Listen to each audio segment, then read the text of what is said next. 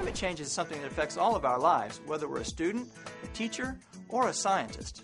And speaking of scientists, I have a guest here with me today that can tell us a lot more about climate change, Josh Willis. Now, you're an oceanographer here at JPL, correct? Well, I'm an oceanographer, but I study sea level rise and global warming and really how the ocean fits into that whole global warming picture. Global warming is happening because people are emitting billions of tons of carbon dioxide and other greenhouse gases into the atmosphere. Now, when they get there, these greenhouse gases cause extra heat to be trapped on the Earth. So heat that would have otherwise been radiated back out into space is now sticking around and warming up our planet. Now, all that heat is trapped in our atmosphere, but is it also affecting the oceans? It turns out that 80 to 90% of the heat from global warming is actually going into the oceans. So the oceans are really the big Earth heat bucket. That's where all the heat winds up going. It turns out that the oceans can absorb 1,000 times the amount of heat as the atmosphere without really changing their temperature all that much. And the reason is because of something called heat capacity. Do you have an example that could maybe explain heat capacity? Let's imagine that this balloon represents the whole Earth's atmosphere. So now my candle, my little lighter here, represents the sun, so let's add some heat to it and see what happens. Now, don't try this at home without adult supervision and proper safety equipment.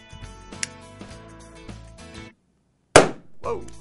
So, obviously, the heat capacity of air is very low because it didn't absorb any heat at all. Well, that's right. Almost as soon as we put the candle to the balloon, it exploded. And the reason is because since the air inside the balloon couldn't really absorb the heat that fast, all the heat went toward melting the rubber. As soon as the rubber melted, the balloon explodes. Ah, okay, cool. Now, that's a good demonstration of the heat capacity of air. How about the heat capacity of water or the oceans? Yeah, let's do the oceans. How about a water balloon, Steve?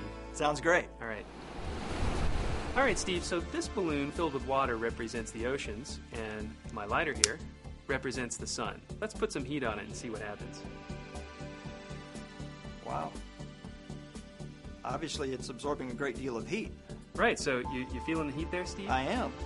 All right, but the balloon really isn't, because it turns out that the water can absorb so much heat that it takes the heat away from the skin of the balloon before the rubber can melt, so the balloon doesn't pop. Excellent example. So the water has a tremendous ability to absorb heat, and if that's an analog for our oceans, that means our oceans are absorbing a lot of heat as well. That's right, they sure are, Steve. All right, well, global warming sounds like quite a problem. What can we do about it?